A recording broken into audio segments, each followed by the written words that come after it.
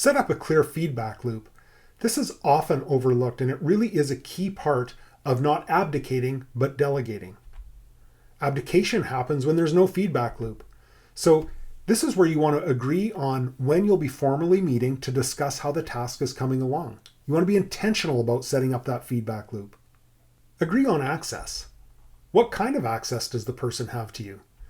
Is it anytime but only by phone or email? I don't want you dropping in to see me. Or is it an open door policy? Come see me anytime. Contact me anytime by phone, email, or text, or any way you want, anytime. Or is it meet by appointment only? If so, when? Whatever you choose there is fine, but be clear on what that feedback loop is going to look like and how it's going to work and when it's going to happen. When you give feedback for you, for your side, be honest.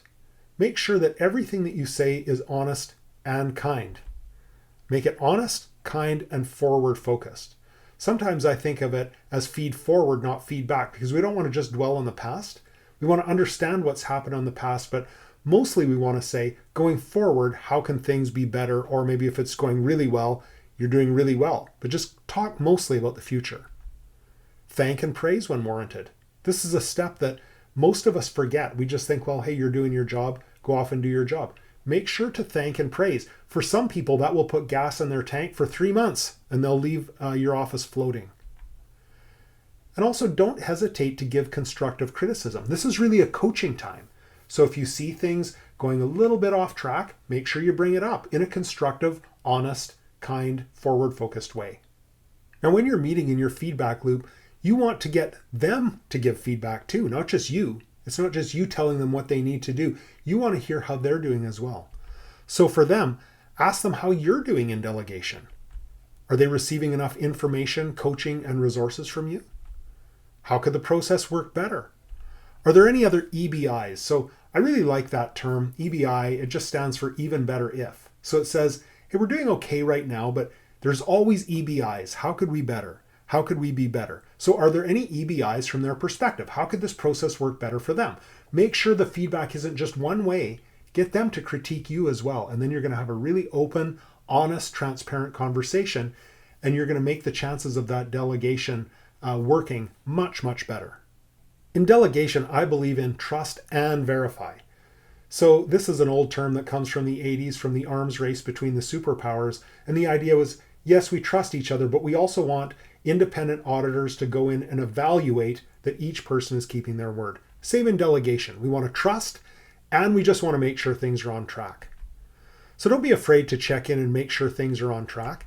And provided you aren't micromanaging, it actually increases trust. Now, if you're wanting to know about every detail and you're questioning every decision, well, then it erodes trust. But if you're periodically popping in to just say, hey, is everything on track? Can I have a look at it? I just want to make sure you're doing well because I want you to succeed and I want you to win. That's only going to increase trust. So don't be afraid to trust and verify.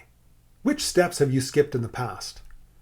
So when delegation has failed, it's usually because you skipped a step. So I want you to remember a time when delegation didn't work. Maybe someone delegated something to you and it didn't work out, and you were pinned as being, a key part in the disaster of delegation. Or maybe you've delegated to someone else and it didn't work out and you were left holding the bag. I can just tell you, almost every time it's because you skipped a step. So let's evaluate. Which step did you skip? Did you choose the right person, or did you choose a wrong person who really wasn't suited to the job? Did they watch you do the task? Maybe a number of times for a more complex job, they need to watch you do it. Did you do the task together? Maybe more than once if it's a complex job. Did you watch them do the task and make sure they were doing okay? Did you have a feedback loop set up? If it hasn't worked in the past, I can guarantee you skipped one of those steps. Which one was it? I had a client who wanted to bring on a senior level person so that he could be free in his life. So he brought on this person, and before he did that, we went through the steps of delegation. So he was clear on the steps, hired this person, and in about 3 weeks, he called me and he said, it's not working. I've gone through the steps and it's just not working. This guy is not working out, and I think that I might have to let him go. So I said, okay, let's review the steps. Which ones are you missing? So we went through the steps, he was doing them all. And then I said, how about a feedback loop? And he said, that's what I'm doing wrong, of course. because he wanted to abdicate, not delegate. He just wanted to leave. So he taught the guy a little bit of how to do things, and then he would be gone for a month. No one could get a hold of him, and so the guy didn't know what to do. So he did what he thought was best. Now, contrast that to another client that I have who was in the same role. He was a CEO. He wanted to bring on a significant person to take a lot of his workload. But as we went through the delegation process, he decided that that feedback loop was absolutely critical. So he made sure that his junior watched while he did jobs, then they did the jobs together, then he watched the junior do the jobs, and they worked through that process lots. And this was the feedback loop he established. He said, because this is such a significant role, you have access to me 24 hours a day, 7 days a week, anytime, any place. If I'm on holidays, I will answer my phone. If I'm on another continent, I will answer my phone. If you text me at night, I will text you back immediately. And he built that real high intense feedback loop. And as a result, that person gained confidence, and in a few months, he was able to take over that role, and that CEO was really freed.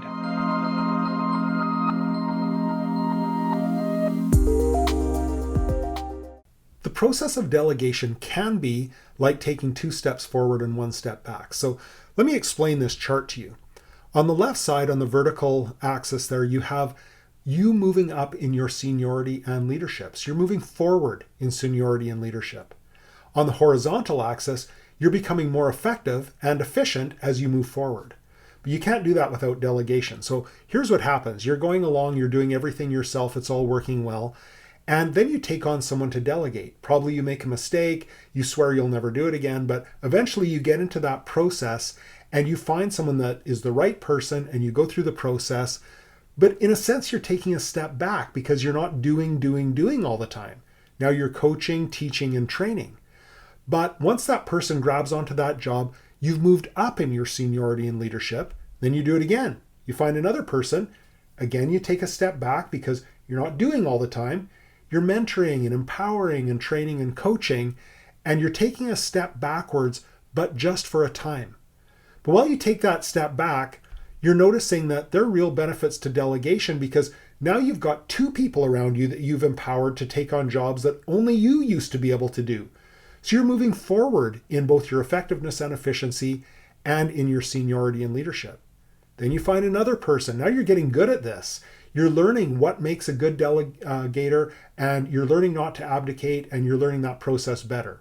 But again, you're taking a step back. But the benefits of delegation just become more and more obvious the more times you go through this process because you're building an army of people around you who look to you as their mentor and who are also making you way more efficient and effective and increasing your seniority and leadership. Get it? Of course, there is no perfect process, but just get started. Delegate something small and walk through the process. Once you have one task delegated, you've gained that time back permanently to work on something else. Delegation is an investment into the future of the company, the person being delegated to, and you. So here's my suggestion for you. So I'm a guitar player and I'm a hobbyist and I'm fiddling with guitar all the time. But I don't think of I'm going to learn a song. I think of I'm going to learn a skill. So that skill might be a picking pattern or a new lick or something like that. But I focus on learning the skill because eventually when I learn that skill, it will just turn into music all on its own. But I want to focus on learning the process. So I would encourage you to do the same with delegation. Focus on you want to learn the process of delegation because it's going to pay dividends to you for the rest of your career. So pick something and learn the process. And the results will come on their own. You'll just find that, wow, things are being given away. People are rising up in leadership. All these good things are happening. And you are the people developer. And that's going to feel really good inside for you too. Let's review the 4 simple steps. Don't overcomplicate the process. Whenever you have a task to delegate, just remember them. And while some of the steps may need to be repeated depending on the complexity of the task, these simple steps are always the right way to go. So here they are again. Get out your pen, write these down, because this is going to change your life in the world of delegation. First, you watch while I do the task. Second, I watch while you do the task. Third, we do the task together. And fourth, you do the task and report back to me when you're done. Pretty simple. And finally, you want to agree on access. What kind of access does the person have to you? Is it any time but only by phone or email? Is it open door policy? Come see me anytime, text me on the weekend. I don't care if I'm at my daughter's wedding. You decide on what that's going to look like for you. Meet by appointment only? When? Just decide, what is that feedback loop going to look like? When are we going to meet to discuss how things are going in a formal sense? Let's recap what you learned in this module. You learned 3 types of access that you can choose from. You learned questions to ask and answer during delegation feedback. And you learned to refocus on the 4 simple steps to delegation.